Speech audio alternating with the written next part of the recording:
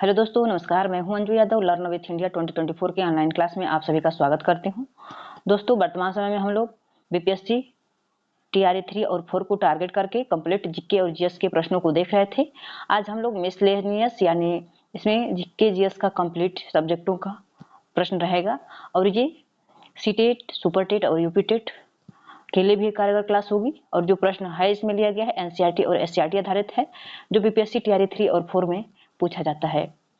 दोस्तों, यदि आप किसी भी कॉम्पिटिटिव एग्जाम की तैयारी कर रहे हैं जहां पर जीके जीएस के प्रश्न पूछे जाते हैं, उन परीक्षाओं की तैयारी करने के लिए आप मेरे चैनल लर्न विथ इंडिया 2024 को सब्सक्राइब कर सकते हैं और यहां से आप अपनी पूरी तैयारी को कर सकते हैं। दोस्त, यदि आप पीडीएफ प्राप्त करना चाह रहे हैं तो मेरे Telegram channel learn with India official से जुड़ करके डेली बेस पे पीडीएफ प्राप्त कर सकते हैं। दोस्तों, बिना समय गवाए चलते हैं अपने मेन टॉपिक की तरफ। आज जीके जीएस का क्लास नंबर 1 है। इसमें टॉप 30 प्रश्नों को इंक्लूड किया गया है। पहला प्रश्न है, गायत्री मंत्र का उल्लेख किस वेद में है? ऋग्वेद में, सामवेद में, यजुर्वेद में, अथर्ववेद में? तो गायत्री मंत्र का उल्लेख ऋग्वेद में है। ऑप्शन नंबर ए सही होगा। प्रश्न नंबर 2 है, अंग्रेजों द्वारा कोलकाता में निर्मित दुर्ग का नाम क्या है? Fort Saint Davis, Fort Saint Andrews, Fort William, Fort Victoria? तो अंग्रेजों द्वारा कोलकाता में निर्मित दुर्ग का नाम फोर्ट विलियम है। ऑप्शन नंबर सी सही होगा।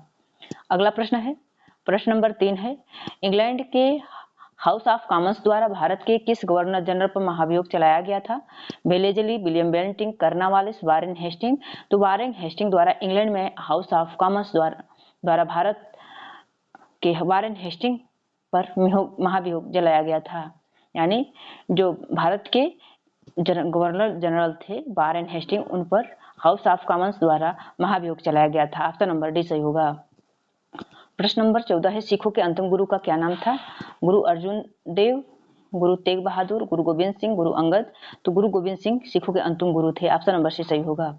प्रश्न नंबर 5 है, सती प्रथा का अंत और ठगी प्रथा को समाप्त करने का श्रेय किसे जाता है? Lord Mayo, lord Canning, lord Dalhousie, lord William Bentinck? तो लॉर्ड विलियम बेंटिंग को सती प्रथा का अंत और ठगी प्रथा समाप्त करने का श्रेय जाता है। ऑप्शन नंबर डी सही होगा। प्रश्न नंबर 6 है, मुद्रा राक्षस नामक लेखक, जो मुद्रा राक्षस नामक लेखक है पुस्तक है, उसके लेखक कौन है? विशाख दत्त, कौटिल्य, कल्हड़, बाणभट्ट? तो विशाख दत्त द्वारा लिखित मुद्रा राक्षस पुस्तक है।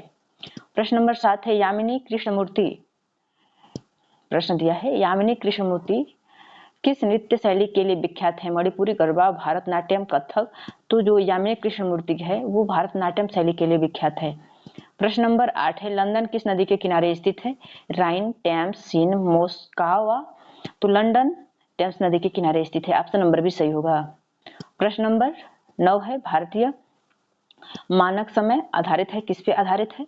80 अंश पूर्वी देशांतर, 80 अंश पश्चिमी देशांतर, 80 अंश 30 मिनट पूर्वी देशांतर या 80 अंश 30 मिनट पश्चिमी देशांतर?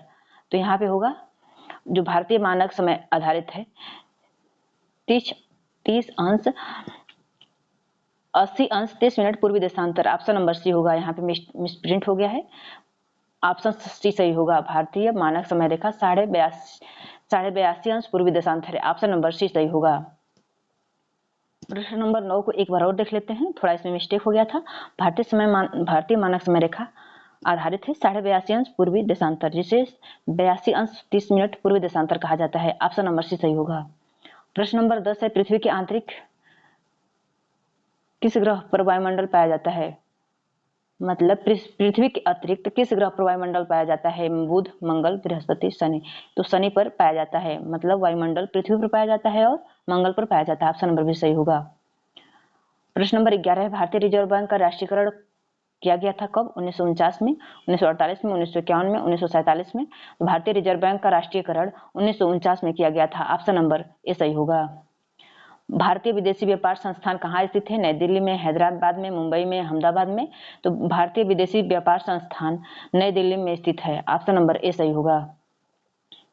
भारत में कार्यपालिका का अध्यक्ष कौन होता है? राष्ट्रपति, प्रधानमंत्री, विपक्ष का नेता, भारत सरकार का मुख्य सचिव? तो भारत में कार्यपालिका का अध्यक्ष राष्ट्रपति होता है। ऑप्शन नंबर ए सही होगा। भारतीय संविधान की किस अनुसूची में राजभाषा का उल्लेख है? 7वीं, 8वीं, 9वीं, 10वीं? तो भारतीय संविधान की 8वीं अनुसूची में राजभाषा का उल्लेख है। ऑप्शन नंबर भी सही होगा। प्रश्न नंबर 15 है विंग्स ऑफ फायर किसकी आत्मकथा है?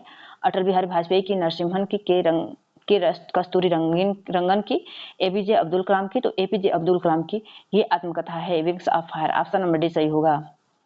प्रश्न नंबर 16 है निम्न में से किस एक में सर्वोच्च विशिष्ट ऊष्मा विद्यमान होता है? दिया है प्रश्न, निम्न में से किस एक में सर्वोच्च विशिष्ट ऊष्मा मान होता है? कांच में, तावा में, शीशा में, जल में। तो जल में सबसे सर्वोच्च विशिष्ट ऊष्मा विद्यमान होता है। प्रश्न नंबर 17 है निम्नलिखित में से जल जनित रोग कौन सा है? मधुमेह, हैजा, चेचक, मलेरिया। तो जो हैजा है ये जल जनित रोग है। ऑप्शन नंबर बी सही है। ट्रांसफर किससे काम करता है? केवल प्रत्यावर्ती धारा से, केवल द्विधारा से, एसी और डीसी दोनों से, किसी भी सिग्नल से। तो ट्रांसफर केवल प्रत्यावर्ती धारा से काम करता है। ऑप्शन नंबर ए सही होगा। प्रश्न नंबर 19 है खाद्य श्रृंखला से अभिप्राय है इनमें से किसके द्वारा ऊर्जा अंतरण होती है? भूगर्भ के। प्रश्न दिया है खाद्य श्रृंखला से अभिप्राय है इसमें से किसके द्वारा ऊर्जा का अंतरण होता है? भूगर्भ से धरातल की ओर, निम्न अक्षांश से उच्च अक्षांश की ओर, एक जीव से दूसरे जीव की ओर, नदी द्वारा, भूमि के जीवों के सागरीय जीवों द्वारा। तो खाद्य श्रृंखला का अभिप्राय है इनमें से तो एक जीवों से दूसरे जीवों की ओर ऊर्जा का अंतरण होता है। ऑप्शन नंबर सी सही होगा। प्रश्न नंबर 20 है ऊर्जा के किस रूप में प्रदूषण की समस्या नहीं होता है? कोयला में, परमाणु में, पेट्रोलियम में या सौर ऊर्जा में। तो ऊर्जा के जो सौर ऊर्जा होता है इससे प्रदूषण की समस्या नहीं होती। कोयला से भी होता है, परमाणु ऊर्जा से भी होता है और पेट्रोल से भी वायु प्रदूषण होता है।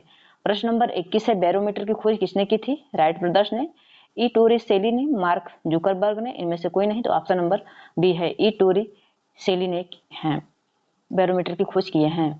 प्रश्न नंबर 22 है केंद्रीय चावल अनुसंधान संस्थान कहाँ अवस्थित है? कटक में, राजमुंद्री में, लखनऊ में, शिमला में। तो केंद्रीय चावल अनुसंधान संस्थान कटक में स्थित है। ऑप्शन नंबर ए सही होगा।